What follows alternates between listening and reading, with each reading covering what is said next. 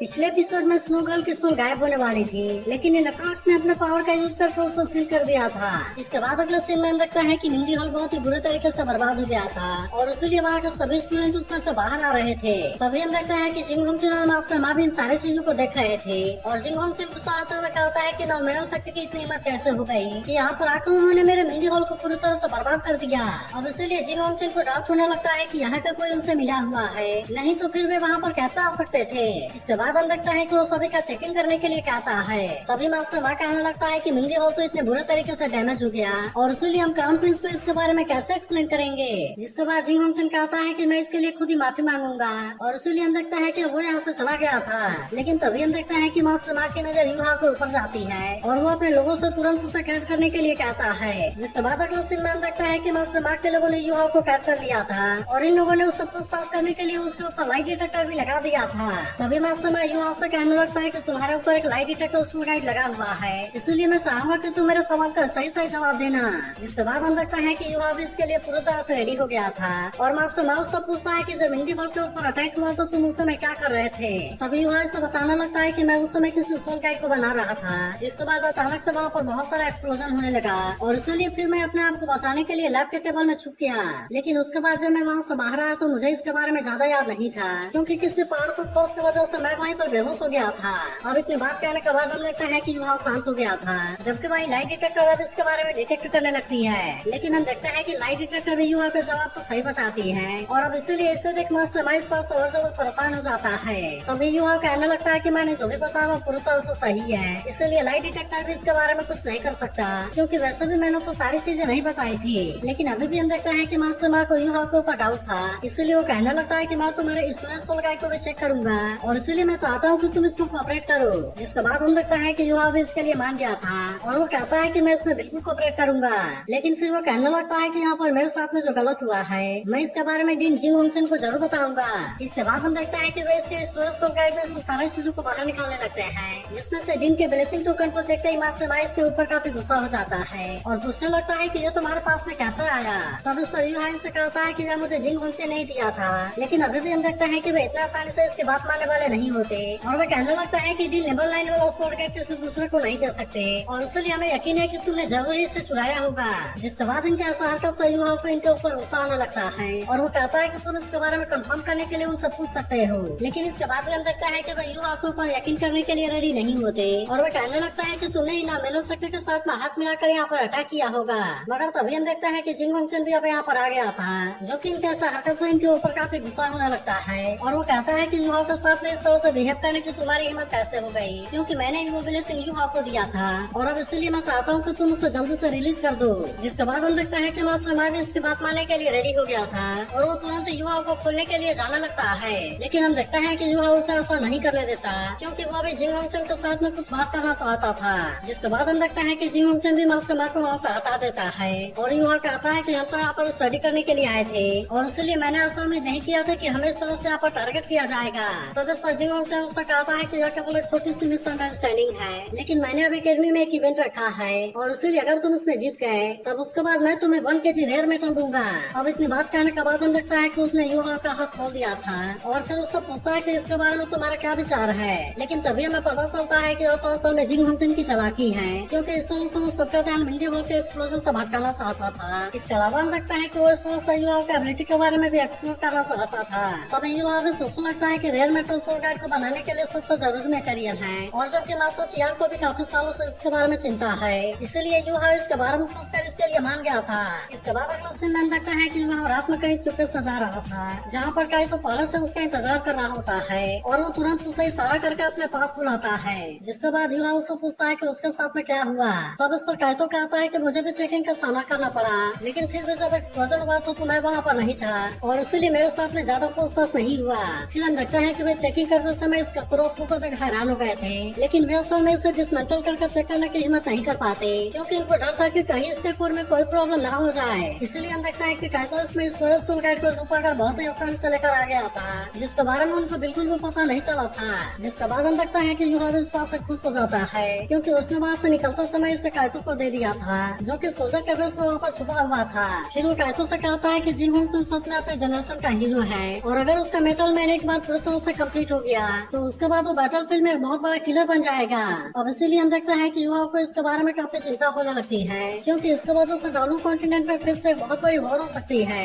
तब इस पर काइतो कहता है कि हमें इसके लिए अपना बेस्ट देना होगा ताकि हम सबसे खतरनाक वेपन के सीक्रेट को वापस ला सके। जिसके बाद यू हाउस से कहता है कि कल का मैच हमारे लिए अपॉर्चुनिटी हो सकती है। तब इस पर काइतो से पूछता है कि तुम क्या करने वाले हो, जिस पर यू कहता है कि सबसे पहले मैं सिरेक स्कूल और टैंक सेक्टर के लिए रेपुटेशन बनाऊंगा। और फिर हम देखते हैं कि वे एक साथ में यहाँ से चले जाते हैं। इसके बाद अगले सीन में हम देखता है कि वे सभी मैच को देखने के लिए आ गए थे और वे इसके लिए काफी एक्साइटेड भी होते हैं। तभी केके कहने लगते हैं कि जिंगोंगचन ने तो यूहाओ के लिए स्पेशल मैच रखा है और भले ही मुझे लगता है कि यूहाओ काफी पावरफुल है, लेकिन इसके बाद भी एकेडमी में और भी कई सारे पावरफुल मास्टर हैं। तभी हम देखते हैं कि मास्टर जैवन भी आकर मैच को होस्ट करने के लिए रेडी हो गया था और वो तुरंत यूहाओ को स्टेज के ऊपर आने के लिए इन्वाइट करता है। जिसके बाद हम देखते हैं कि यूहाओ तुरंत स्टेज के ऊपर आ जाता है और वहीं काइतो इसके लिए ड्रम बजा रहा था। तब इसे तक मास्टर मैं कहता है मैं भी देखता हूँ कि तुम यहाँ पर कौन से चला के यूज करते हो। वहीं हम देखते हैं कि काइतो ने भी यहाँ पर 2 पोस्टर लटका दिया था, जिसमें से एक में लिखा हुआ था कि श्रेक एकेडमी सबसे बेस्ट और इनविंसिबल है और वहीं दूसरे पर लिखा था कि टैंक सेक्टर पूरी दुनिया को एक साथ लाएगा। तब इसके वजह से हम देखता है कि सभी इसके ऊपर काफी गुस्सा हो गए थे और वे कहने लगता है कि वो तो काफी अरोगेंट है और उसके लिए उसे सही करना काफी जरूरी है। लेकिन वहीं हम देखता है कि केके इस बात से हंसने लगती है। तब यूं कहने लगता है कि मैं तो अपने प्लानिंग में कामयाब हो गया, क्योंकि अब इसकी वजह से बहुत सारे लोग गुस्सा हो जाएंगे और इसीलिए इसमें पार्टिसिपेट करने वाले लोगों की संख्या बढ़ जाएगी। वहीं उधर हम देखता है कि काइतो अकेले युवा के लिए चेयर्स कर रहा था, लेकिन मास्टर जैवन को इस बात से युवा के ऊपर हंसी आने लगती है और वो कहने लगता है कि भले उसने काफी ज्यादा कर दिया, लेकिन आखिरकार उसने किसी भी रूल का वायलेशन नहीं किया है। इसके बाद हम देखता है कि मास्टर जैवन मैच को स्टार्ट करने के लिए रेडी हो गया था और वो पहले वाले प्लेयर को यहाँ पर आने के लिए कहता है। जिसके बाद हम देखता है कि सुवान चेन युवा का सामना करने के लिए आ गया था, जो कि असल में एक लेवल 5 वाला सोल मेंटर है। जिसके बाद हम देखता है कि उधर युवा इसका सामना करने के लिए रेडी होता है और इसीलिए अब इनके बीच का मैच स्टार्ट हो गया था। तभी हम देखता है कि सुवान चेन अपने सोल कैनन को बाहर निकाल देता है और अब इस तरह से इसका यूज कर वो युवा के ऊपर अटैक करने के लिए रेडी हो गया था। लेकिन तभी हम देखता है कि युवा भी इसके लिए पूरी तरह से रेडी हो गया था, जहाँ पर वो तुरंत ही अपने कोलोगा यूज करके सुवान चेन के ऊपर अटैक कर देता है और उस तरह से उसने इसे बहुत ही आसानी से हरा दिया था। जिसके बाद हम देखता है कि सभी इस बात से पूरी तरह हैरान हो गए थे और वही काइतो इस बात से काफी खुश हो गया था। इसके बाद हम देखता है कि मास्टर जैवन युवा को विनर अनाउंस कर देता है और फिर वो मैच के लिए बाकी प्लेयर को यहाँ पर बुलाने लगता है। लेकिन हम देखते हैं कि युवा इनको एक एक करके बहुत ही आसानी से हराने लगता है, इसीलिए इनमें से कोई भी इसके सामने कुछ नहीं कर पाता और हम देखता है कि युवा ने इसी तरह से इनमें से बहुत सारे लोगों को हरा दिया था। तब इसकी वजह से हम देखता है कि काइतो भी इस बात से काफी खुश हो गया था, क्योंकि युवा ने अभी तक 70 लोगों को हरा दिया था। लेकिन तभी हम देखते हैं कि उधर मास्टर माँ काफी परेशान होने लगता है और कहने लगता है कि वो तो सोल फाइटिंग कंपटीशन में जितना पावरफुल था अब तो उससे भी ज्यादा पावरफुल हो गया है और अब इसलिए मुझे ऐसा लगता है कि उसके सेम लेवल वाला कोई भी उसे नहीं हरा पाएगा। तभी जिंगोंगचन कहने लगता है कि सनमून एकेडमी तुम अपनी आंखें बंद ना करो और तुम इसके बारे में ध्यान से सुनो। जिसके बाद हम देखते हैं कि मास्टर माँ को इसके बारे में समझ नहीं आता, जिस पर जिंगोंगचन कहने लगता है कि मैं सोल गाइड को सबसे सुपर बनाने में लगा हुआ हूँ और इसलिए ऐसा कोई भी नहीं है जो कि सनमून एकेडमी से आगे जा सके।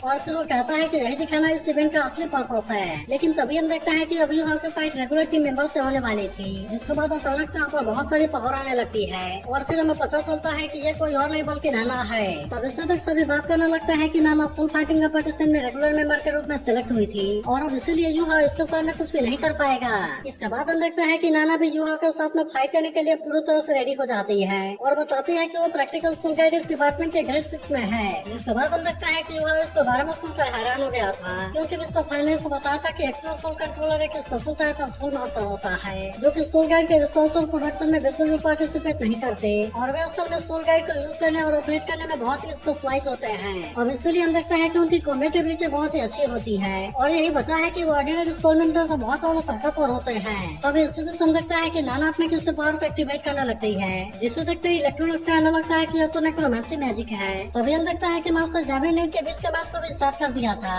लेकिन अब नाना के ऐसे पावर को देखते ही इलेक्ट्रॉनिक से कहने लगते हैं कि यह तो असल में उसके मास्टर सोल की पावर है, लेकिन इसके बाद भी तुम इसे नेक्रोमेंसी कैसे कर सकते हो। तब इस पर इलेक्ट्रॉनिक्स भी कहने लगता है कि उसका दोस्त कॉन्सेप्ट में बहुत ही अजीब है, लेकिन फिर भी ये मेरे आंखों से इतना आसानी से नहीं बच सकती। इसके बाद वो युवा से कहता है कि पहले तुम जिससे मिले थे वो इविल मास्टर अपने आप को डेथ मैसेंजर बता रहा था, लेकिन असल में नाना के पास में उससे भी हाई लेवल की नेक्रोमेंसी टैलेंट है। मगर इसके बाद भी हम देखता है कि युवा इतना आसानी से हार मानने वाला नहीं होता और वो तुरंत ही अपने डिटेक्शन वाले पावर का यूज करके खुद को बचाने लगता है, जिसका वजह से हम देखता है कि नाना चाह कर भी इसका कुछ नहीं कर पाती। लेकिन तभी हमें पता चलता है कि उसने बहुत ही आसानी से युवा को घेर लिया है और अब वो इसके ऊपर अटैक करने भी आने लगती है। है, लेकिन तभी हम देखता है कि युहा भी अपने आइस प्लस वाले पावर का यूज कर देता है, जिसकी वजह से नाना इसका कुछ भी नहीं कर पाती। लेकिन फिर वो कहने लगती है कि यह तो अल्टीमेट आइस है, जबकि मेरा रेड फ्लेम स्वॉर्ड पहले से लेवल 5 में पहुंच गया है, जिसकी वजह से इसकी पावर किसी जाइंट बीस्ट को भी बहुत ही आसानी से मार सकती है। लेकिन क्या इसके बाद भी उसका पावर के सामने ये कुछ भी नहीं है? तभी उसे भी समझ सकता है कि वो यहाँ पर अपने क्लोन को रेडी कर लेती है और फिर वो युवा के चारों तरफ बहुत ही तेजी से घूमने लगी थी,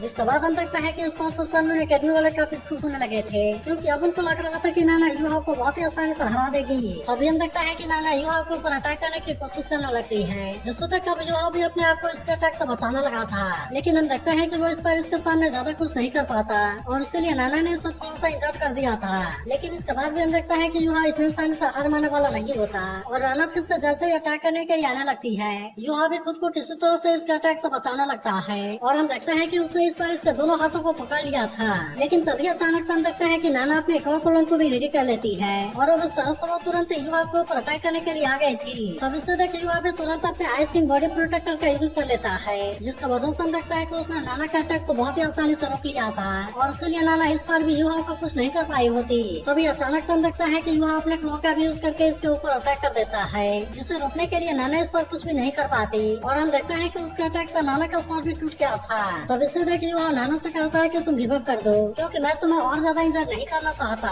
लेकिन इसके बाद भी हम देखता है कि नाना इतने आसानी से हार मानने वाली नहीं होती और वो तुरंत ही अपने हाथ के ऊपर अटैक करके किसी पावर को एक्टिवेट करने लगती है, जिसके बाद हम देखता है कि युवा तुरंत वहाँ से दूर आ जाता है और वही नाना अब अपने रात वाले पावर का यूज करके युवा का सामना करने के लिए रेडी हो गई थी। इसके बाद हम देखते हैं कि इसके सोल युवा के ऊपर अटैक करना स्टार्ट कर देती है, लेकिन असल में युवा इसके सामने कुछ भी नहीं कर पाता और इसलिए नाना की सोल इसके ऊपर बहुत ही आसानी से हावी हो जाती है। इसके बाद हम देखते हैं कि वो युवा को अपने दुनिया में लेकर आ गई थी, जहाँ पर कि युवा इसका सामना करने के लिए कुछ भी नहीं कर पाता। तभी अचानक से हम देखते हैं कि यहाँ पर बहुत सारे सोल इसके ऊपर अटैक करने लगते हैं, इसीलिए अब युवा भी इसका पावर के सामने कुछ नहीं कर पा रहा था और फिर कहने लगता है कि क्या इस तरह से तुम मुझे यहाँ पर मार देना चाहती हो। लेकिन इसके बाद में हम देखता है कि नाना कोई भी बात सुनने के लिए रेडी नहीं होती और वो अपने टूटे हुए स्वॉर्ड को लेकर युवा को मारने के लिए जाने लगती है। तब इसकी वजह से हम देखता है कि काइतो को भी युवा के बारे में चिंता होने लगती है, लेकिन वो असल में इस समय इसके लिए कुछ भी नहीं कर सकता था। तभी इलेक्ट्रोलक्स कहने लगता है कि वो तो अपने सोल पावर से किसी दूसरे के सोल को कैद कर सकती है और इसीलिए इसकी रैथ पावर तो सच में काफी खतरनाक है।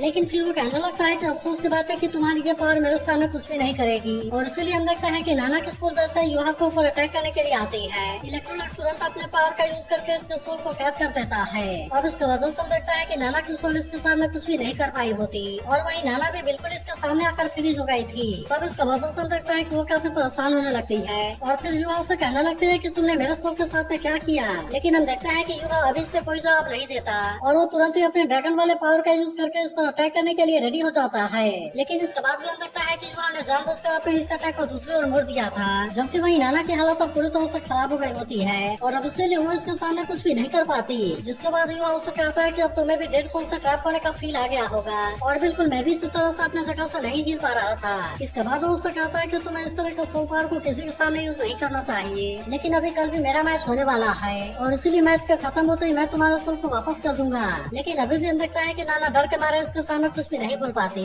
क्योंकि उसको पता था कि अगर युवा ने अपने पावर का यूज करके इस पर अटैक कर दिया होता तब वो इसके सामने बिल्कुल भी जिंदा नहीं बच पाई होती। वही हम देखते हैं कि युवा के जितने से काइतो काफी खुश हो गया था, जबकि वही नाना के बाकी सब साथी इस बात से काफी परेशान हो गए होते हैं और वह कहने लगता है कि नाना तो इसमें हार गई। तभी जिंग होंगसेन कहने लगता है कि वो तो एक ही दिन में लगातार 18 मैच को जीत गया, इसके अलावा अभी तक उससे ज्यादा कुछ हुआ भी नहीं है और इसीलिए ऐसा लगता है कि मास्टर ने इसे बहुत ही अच्छा से सिखाया है। वही मास्टर जैविन कहने लगता है कि वैसे तो सोल गाइड का एप्लीकेशन बहुत ही वाइड है, लेकिन फिर भी सोल मास्टर यहाँ पर लाखों सालों से है और इसीलिए ऐसा लगता है कि इनके पास में तो बहुत सारी सीक्रेट है। वही हम देखता है कि मास्टर माँ भी काफी परेशान हो रहा था और फिर कहने लगता है कि मेन प्लेयर भी युवा के सामने हार गया, इसीलिए मुझे तो समझ में नहीं आ रहा कि अगले सोल फाइटिंग कंपटीशन में हम सेक एकेडमी के साथ में कैसे डील करेंगे। लेकिन तभी जिंग होंगसेन कहने लगता है कि अब केवल वही है जो कि युवा के असली ताकत को सामने लाने के लिए मजबूर कर सकता है। इसके बाद हम देखता है कि रात में युवा और काइतो अपने रूम पर वापस आ गए थे, जहाँ पर काइतो से कहता है कि तुमने तो आज बहुत से शानदार तरीके से परफॉर्म किया। इसके अलावा हम देखता है कि वो रेड मेटल को देखकर काफी खुश होता है और वो युवा से कहता है कि शायद में तुमसे फाइट करने के लिए किसी और भी पावरफुल लोगों को भेजेंगे। लेकिन इस पर युवा कहता है कि हर प्रॉब्लम का कोई न कोई सोल्यूशन जरूर होता है और मुझे पता है कि जिंग होंगसेन मेरा यूज करके अपने स्टूडेंट को जगाना चाहता है, लेकिन असल में हम इसे दूसरे तरीके से कर सकते हैं ताकि आप इस संगुन एकेडमी के कॉम्बैट पावर के लेवल के बारे में समझ सकें।